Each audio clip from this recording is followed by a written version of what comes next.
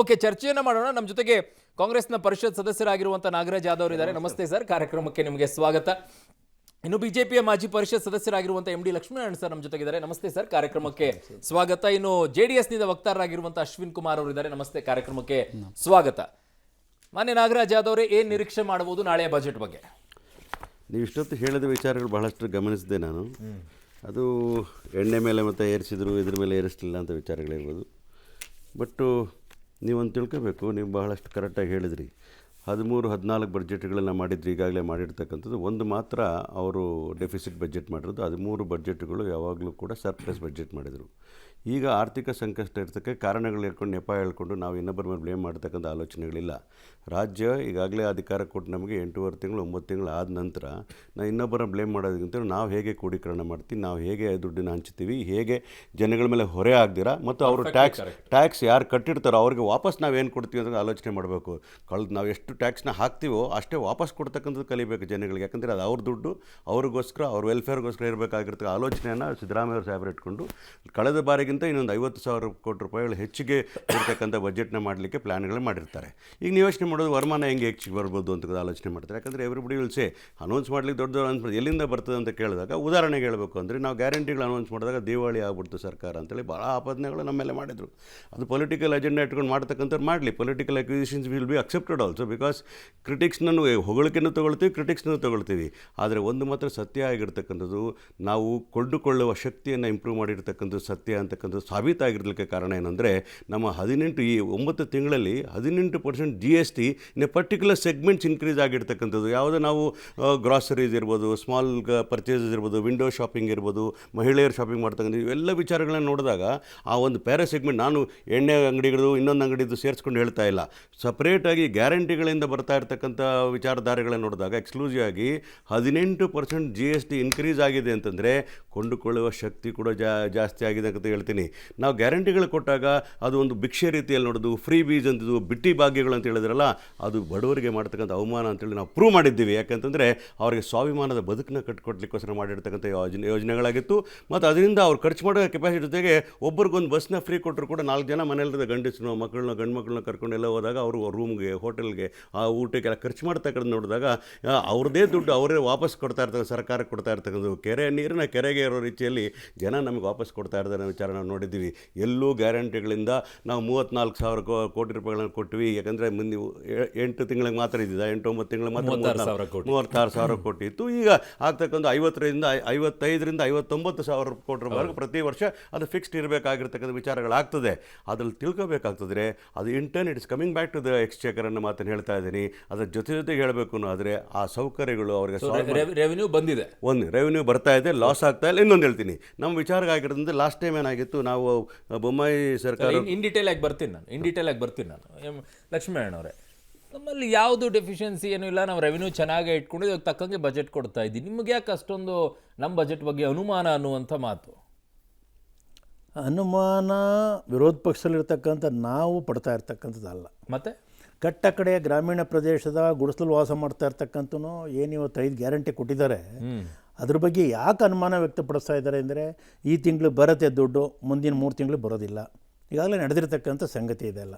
ಇದೆಲ್ಲ ಗ್ರಾಮೀಣ ಮಟ್ಟದಲ್ಲಿ ನಾವು ಹೋದಾಗ ಚರ್ಚೆ ಆಗಿರ್ತಕ್ಕಂಥ ವಿಷಯವನ್ನು ಆ ಬಡ ಸಾಮಾನ್ಯ ಅವನು ಮಾತನಾಡ್ತಾ ಇದ್ದಾನೆ ಹೊರತು ವಿರೋಧ ಪಕ್ಷದಲ್ಲಿ ನಾವು ಮಾತನಾಡ್ತಕ್ಕಂಥದ್ದಲ್ಲ. 36,000 ಕೋಟಿ ಎಲ್ಲೋಯ್ತು? ಹೇಳ್ತೀನಿ, ಒಂದು ನಿಮಿಷ. 36,000 ಕೋಟಿನ ಆತ್ಮೀಯ ಸ್ನೇಹಿತರು ಹೇಳಿದ್ರು, ಹೌದು ನಾವೆಲ್ಲ ಕ್ರೋಢೀಕರಿಸಿದ್ದೀವಿ, GST 18% ಇಂಪ್ರೂವ್ ಆಗಿದೆ. ಇಲ್ಲ, ನಿಜ ಒಪ್ಕೋಬೇಕಾದ್ದು. ಆದರೆ ಒಂದು SC/ST ಹಣನ ಸುಮಾರು 11-12 ಕೋಟಿ ರೂಪಾಯಿನ SC/ST ತಲುಪಿಸ್ತಕ್ಕಂಥ ಒಂದು ವಾತಾವರಣದಲ್ಲಿ ಅದನ್ನು ವಿತರಣೆ ಮಾಡಿ ಈ ಗ್ಯಾರಂಟಿಗಳಿಗೆ ಬಳಸ್ತಕ್ಕಂಥ ಒಂದು ವಿಚಾರ ಬಂದಾಗ ಕ್ರೋಢೀಕರಣದ ಪ್ರಶ್ನೆಯಲ್ಲಿ ಬಂತು. ಇದ್ರ ಬಗ್ಗೆ ವಿಚಾರ ಮಾಡಬೇಕಲ್ಲ, ನಾವು ಇದ್ರ ಬಗ್ಗೆ ಅರ್ಥ ಮಾಡ್ಕೋಬೇಕಲ್ಲ. ಒಂದು ಆಡಳಿತ ಮಾಡ್ತಾ ಇರ್ತಕ್ಕಂಥ ಸರ್ಕಾರ ಇದ್ರ ಬಗ್ಗೆ, ಅದ್ರ ಜೊತೆಗೆ ಸನ್ಮಾನ್ಯ ಸಿದ್ದರಾಮಯ್ಯನವರು 14ನೇ ಬಡ್ಜೆಟ್ ಮಂಡಿಸಿ 15ನೇ ಬಡ್ಜೆಟಿಗೆ ಬಂದಿದ್ದಾರೆ. ನಾನು ಒಪ್ಕೊತೀನಿ, ಇಲ್ಲ ಅಂತಕ್ಕಂಥದ್ದಲ್ಲ. ಅದು ಗಿನ್ನಿಸ್ ದಾಖಲೆ ಆಗುತ್ತೆ, ಇಲ್ಲ ಅಂತಕ್ಕಂಥದ್ದಲ್ಲ, ಆಗುತ್ತೆ.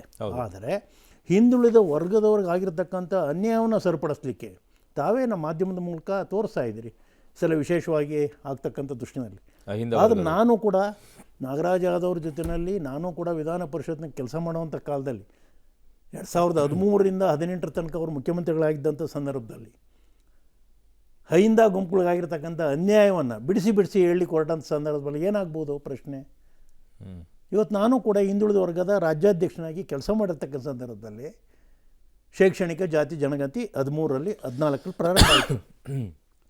ಇವತ್ತಿನವರೆಗೂ ಕೂಡ ಇಂಪ್ಲಿಮೆಂಟ್ ಆಗಲಿಲ್ಲ. 17ರಲ್ಲೇ ಅದು ಈಗಾಗಲೇ ವರದಿನ ಸ್ವೀಕಾರ ಮಾಡಲಿಕ್ಕೆ ಅಂದಿನ ಅಧ್ಯಕ್ಷರು ಅಲ್ಲ, ಈ ಸಬ್ಜೆಕ್ಟ್ ನೀವು ಬೇರೆ ಕಡೆ ಹೋಗ್ತಾ ಇದ್ದೀರಿ. ಹೋಗ್ತಿಲ್ಲ. ಬಜೆಟಿಗೆ ಹೋಗೋಣ. ಬಜೆಟ್ಗೆ ಬಜೆಟಿಗೆ ಹೋಗೋಣ. ರೆವಿನ್ಯೂ ಡೆಫಿಷಿಯನ್ಸಿ ಎಲ್ಲಿದೆ? ನಾವು ರೆವಿನ್ಯೂ ಅನ್ನು ತಗೊಳ್ತಾ ಇದೀವಿ, ತಕ್ಕಂಗೆ ಗ್ಯಾರಂಟಿ ಕೊಡ್ತೀವಿ, ಅಭಿವೃದ್ಧಿನೂ ಮಾಡ್ತೀನಿ ಇದು ಅಂತಿದ್ದಾರೆ. ಕೂಡ ಬಜೆಟ್ನಲ್ಲಿ ಸೇರಿರ್ತಕ್ಕಂಥ ಅಂಶವನ್ನು 162 ಕೋಟಿ ರೂಪಾಯಿ ಬಜೆಟ್ನಲ್ಲೇ ಇದು ಅನೌನ್ಸ್ ಮಾಡಿರ್ತಕ್ಕಂಥದ್ದು. ನಾನು ಯಾವುದನ್ನು ಕೂಡ ದಾರಿ ತಪ್ಪಿಸೋ ಕೆಲಸನ ನಾನು ಮಾಡೋಲ್ಲ, ಹೋಯ್ತಲ್ಲ. ಇದು ಬಜೆಟ್ನಲ್ಲಿ ಆಗಿರ್ತಕ್ಕಂಥ ಅಂಶ. ಆದರೆ 5 ವರ್ಷಗಳ ಕಳೆದು 6ನೇ ವರ್ಷ ಕಾಲಿಟ್ಟಿರ್ತಕ್ಕಂಥ ಸಂದರ್ಭದಲ್ಲಿ ಸ್ನೇಹಿತರು ನಾಗರಾಜ್ ಯಾದವ್ ಹೇಳಿದ್ರು 9 ತಿಂಗಳು ಈಗಾಗಲೇ ತುಂಬ್ತಾ ಇದೆ ನಮಗೆ. ನಿಜ, ಒಪ್ಕೊಂತೀನಿ. ಆದರೆ ಈಗಾಗಲೇ ಅನೇಕ ಸಭೆಗಳಾಯಿತು, ಎಲ್ಲವೂ ಕೂಡ ಆಯಿತು. ಆದರೆ ಇವತ್ತಿನವರು ಕೂಡ ಹಿಂದುಳಿದವರ್ಗಕ್ಕೆ ನಾನು ಹೇಳ್ತೀನಿ, ಇವತ್ತು ಬಡ್ಜೆಟ್ನಲ್ಲಿ ಇಷ್ಟೊಂದು ಪ್ರಾವಿಷನ್ ಮಾಡ್ತಕ್ಕಂಥ ಒಂದು ಸಂದರ್ಭದಲ್ಲಿ ನಾಗರಾಜ್ ಯಾದವ್ ಸಾಹೇಬರು ಕೂಡ, ಅವರು ಕೂಡ ಹಿಂದುಳಿದ ವರ್ಗದ ನಾಯಕರು. ವಿಧಾನ ಪರಿಷತ್ನಲ್ಲಿ ಇವತ್ತು ಪ್ರಶ್ನೆ ಮಾಡೋವಂಥ ಪ್ರಶ್ನಾತೀತ ನಾಯಕರು ಇಲ್ಲ ಅಂತಕ್ಕಂಥದ್ದಲ್ಲ. ಆದರೆ ಇವತ್ತು ನಾನು ಹೇಳ್ತಾ ಇರ್ತಕ್ಕಂಥದ್ದು, ಕರ್ನಾಟಕದಲ್ಲಿರ್ತಕ್ಕಂಥ 224 ವಿಧಾನಸಭಾ ಕ್ಷೇತ್ರಗಳಲ್ಲಿ ಇವತ್ತು ಹಿಂದುಳಿದ ವರ್ಗಗಳ ಇಲಾಖೆಗೂ ಕೊಟ್ಟಿರ್ತಕ್ಕಂಥ ಅನುದಾನವನ್ನು ನಾವು ಸ್ವಲ್ಪ ಚರ್ಚೆ ಮಾಡಿದ್ರೆ ಖಂಡಿತವಾಗಿ ಕೂಡ ಈ ಸರ್ಕಾರಕ್ಕೆ ಯಾವುದೇ ಕಾರಣಕ್ಕೂ ಹಿಂದುಳಿದ ವರ್ಗದ ಬಗ್ಗೆ ಡೀಟೇಲ್ ಆಗಿ ಬರ್ತೀನಿ. ಅಶ್ವಿನ್ ಫಸ್ಟ್ ರಿಯಾಕ್ಷನ್ ಬಜೆಟ್ ಬಗ್ಗೆ. ಸರ್, ಗ್ಯಾರಂಟಿ ಯಾವ ರೀತಿ ಘೋಷಿಸಿದ್ರು ಅವೈಜ್ಞಾನಿಕವಾದಂಥ ರೀತಿಯಲ್ಲಿ ಆ ರೀತಿಯಲ್ಲೂ ಬಜೆಟ್ನ ಮಾಡಲಿಕ್ಕೆ ಆಗಲ್ಲ ಅನ್ನೋದು ಎಲ್ರಿಗೂ ಗೊತ್ತಿರೋಂಥ ವಿಚಾರ. ಮತ್ತು ಮೊದಲಿಗೆ ದಿವಾಳಿ ಆಗುತ್ತೆ ಅಂತ ನಾವು ಯಾವ ವಿರೋಧ ಪಕ್ಷದ ನಾಯಕರು ಮೊದಲಿಗೆ ಹೇಳಲಿಲ್ಲ. ಅದನ್ನು ಹೇಳಿದ್ದಂಥವ್ರು ಕಾಂಗ್ರೆಸ್ಸಿನ ಶಾಸಕರು ದಿವಾಳಿ ಆಗುತ್ತೆ ಅಂತ. ಉದಾಹರಣೆಗೆ ಯಾವ ರೀತಿ ಅಂದರೆ, ನಾವು ಕಳೆದ 1 ತಿಂಗಳ ಉದಾಹರಣೆಗಳನ್ನೇ ತಗೊಂಡ್ರು. ನಿಮಗೆ ನಾವು ಗ್ಯಾರಂಟಿ ಕೊಟ್ಟಿಲ್ಲ ಅಂದರೆ ನಮ್ಮ ಶಾಸಕರಿಗೆ 500 ಕೋಟಿ ಅನುದಾನ ಬರ್ತಾ ಇತ್ತು. ಆ ಅನುದಾನದಿಂದ ನಾವು ತಾಲೂಕುಗಳನ್ನ ಅಭಿವೃದ್ಧಿ ಪಡಿಸ್ತಾ ಇದ್ವಿ. ತಾಲೂಕುಗಳು ಅಂದರೆ ಅದರಲ್ಲಿ ಶಿಕ್ಷಣನೂ ಬರುತ್ತೆ, ರೈತರಿಗೆ ಆದ್ಯತೆ ಬರುತ್ತೆ, ನೀರಾವರಿ ವ್ಯವಸ್ಥೆ ಬರುತ್ತೆ, ವಿದ್ಯುತ್ನ ವ್ಯವಸ್ಥೆ ಬರುತ್ತೆ, ಮಕ್ಕಳ ಒಂದು ವಸತಿ ನಿಲಯದಿಂದನೂ ಅದಕ್ಕೆ ಬರುತ್ತೆ. ಅಂದರೆ ಈ ಎಲ್ಲ ಅನುದಾನ ವಂಚಿತರಾಗಿದ್ದೀವಿ. ಆ 136 ಶಾಸಕರಲ್ಲ, 224 ಶಾಸಕರು ವಂಚಿತರೇ ಆಗ ತಗೊಂಡ್ರೆ. ಯಾಕಂದರೆ ಅದು ಕಾಂಗ್ರೆಸ್ಸು, ಇದು JDS, ಇದು BJP ಅಂತ ಆಗಲ್ಲ. ಅಭಿವೃದ್ಧಿ ವಿಚಾರಗಳು ಬರ್ತವೆ. ಎಲ್ಲೋ ಒಂದು ಕಡೆ ಸರ್, ರಾಜ್ಯದಲ್ಲಿ ಹಣದ ಕೊರತೆ ಇಲ್ಲ ಅಂತ ಎಲ್ರಿಗೂ ಗೊತ್ತಿದೆ, ಎಲ್ಲ ಜನಪ್ರತಿನಿಧಿಗೂ ಗೊತ್ತಿದೆ. ನಮ್ಮ ಒಂದು ರಾಜ್ಯ ಶ್ರೀಮಂತ ರಾಜ್ಯ. ಅದು ಟ್ಯಾಕ್ಸ್ ವಿಚಾರದಲ್ಲಾಗಲಿ, ಒಂದು ಖಜಾನೆ ತುಂಬಿಸೋಂಥ ವಿಚಾರದಲ್ಲಿ ಶ್ರೀಮಂತ ರಾಜ್ಯ ಅದು ಕೂಡ ಹೌದು. ಇದನ್ನು ಅವರು ಅವೈಜ್ಞಾನಿಕ ರೀತಿಯಲ್ಲಿ ಕೊಟ್ಟಂಗೆ ಗ್ಯಾರಂಟಿಗಳನ್ನ ಈಗ ಗೃಹಲಕ್ಷ್ಮಿ ಯೋಜನೆ ಕೊಟ್ಟರು. ಎಷ್ಟೋ ಜನ ಗೃಹಲಕ್ಷ್ಮಿ ಯೋಜನೆಗಳಲ್ಲಿ ಲಕ್ಷಾಂತರ ಮಹಿಳೆಯರಿಗೆ ಪ್ರತಿ ಮಾಸಿಕ ತಿಂಗಳಲ್ಲಿ ಹಣ ಹೋಗ್ತಾ ಇಲ್ಲ.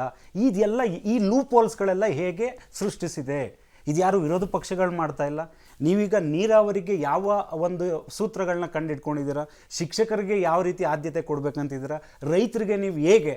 ಇದನ್ನೆಲ್ಲ ಹೊರತುಪಡಿಸಿ ಬರಗಾಲಕ್ಕೆ ನೀವು ಕೇವಲ 628 ಕೋಟಿ ಕೊಟ್ಟು ಕೈ ಚೆಲ್ಲಿದ್ದೀರಾ. ನಾವು ಇಷ್ಟೇ ಆಗೋದು ಅಂತ. ಅದರಲ್ಲಿ ಕೆಲವು ಜಿಲ್ಲೆಯ ರೈತರುಗಳು ಬಂದಿರುವಂಥ 2,000 ರೂಪಾಯಿ ಹಣದ ಜೊತೆ ಅವರು 500 ರೂಪಾಯಿ ಸೇರಿಸ್ಕೊಡೋಂಥ ಪರಿಸ್ಥಿತಿಗೆ ರೈತರು ಬಂದಿದ್ದಾರೆ. ಇನ್ನು ಕೇವಲ ಇನ್ನೊಂದು 15ರಿಂದ ತಿಂಗಳು ಹೋದರೆ ಅದೇ ರೈತರು ರಾಜ್ಯದಲ್ಲಿ ಹೋರಾಟಕ್ಕೆ ಇಳಿಯೋಂಥ ಎಲ್ಲ ರೀತಿ ವಾತಾವರಣ ನಿರ್ಮಿಸ್ತಿದ್ದೀರ. ನಾವು ಯಾವುದೇ ಪಕ್ಷ ಇರಲಿ, ರೈತರು ರಸ್ತೆಗೆ ಬರಬಾರ್ದು, ಆ ವಾತಾವರಣ ನಿರ್ಮಿಸಬಾರ್ದು. ನನ್ನ ಪ್ರಕಾರ ಯಾವ ವಿಶ್ವವಿದ್ಯಾಲಯಗಳ ಮೇಲ್ದರ್ಜೆಗೆ ಏರಿಸಿದ್ದೀರಾ? ರಸ್ತೆ ಕಾಮಗಾರಿ ಎಲ್ಲಿ? ಒಂದು ರಸ್ತೆ ಕಾಮಗಾರಿಗಳನ್ನ ಎಲ್ಲಿ ತೋರಿಸಿದ್ದೀರಾ? ಒಂದು ಆದಾಯದ ಕ್ರೋಢೀಕರಣ ಅಂದರೆ ಒಂದು ಈಗ ಇಂಡಸ್ಟ್ರಿಯಲ್ ಕಾರಿಡಾರ್ನ ಮಾಡೋದಾಗ್ಲಿ, ಅದರಿಂದ ಬರೋಂಥ GST ಇಂದ ಹೆಣ್ಮಕ್ಳು ಓಡಾಡ್ತಾ ಇದ್ದಾರೆ.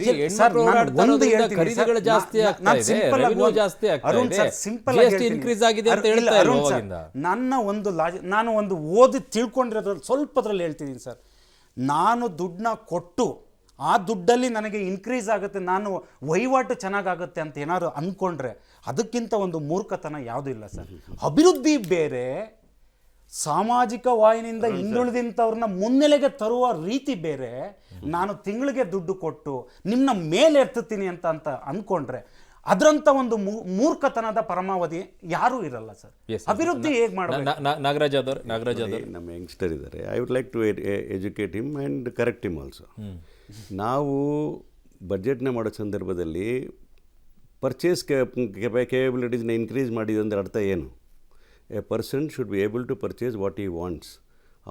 ದುಡ್ಡು ಓಡಾಡ್ತಾ ಇದೆ ಅಂತ ಅಂದರೆ ಅವನ ಕೈ ಬಲಪಡಿಸ್ದಂಗೆ ಆಗ್ತದೆ. ನಾವು ಅದರಿಂದ ಮತ್ತೆ ದುಡ್ಡು ಅವನು ಹೇಳಕ್ಕಾಗಲ್ಲ, ಅವನ ಜೀವನ ಉದ್ಧಾರ ಆಗಕ್ಕಾಗಲ್ಲ. ಅವನ ಜೀವನ ಅವನ ಜೀವನ ಸುಧಾರಿಸೋದಿಲ್ಲ, ಬಟ್ ಅವ್ನು ಸುತ್ತಾಡ್ತಾನೆ ಓಡಾಡ್ತಾನೆ. 100% ಸುಧಾರಣೆ ಆಗ್ತದೆ. ಈಗ ನಾನು ಹೇಳ್ತೀನಿ ಕೇಳಿ, ನನಗೆ ಪರ್ಚೇಸಿಂಗ್ ಕೆಪಾಸಿಟಿ ಇದ್ದೀನಿ, ನಾನು ಹೋಗಿ ಸುಮ್ಮನೆ ಒಟ್ಟು ಸಾರಾ ಅಂಗಡಿಯಲ್ಲಿ ಖರ್ಚು ಮಾಡೋದೇ ತಪ್ಪಾಗ್ಬೋದು.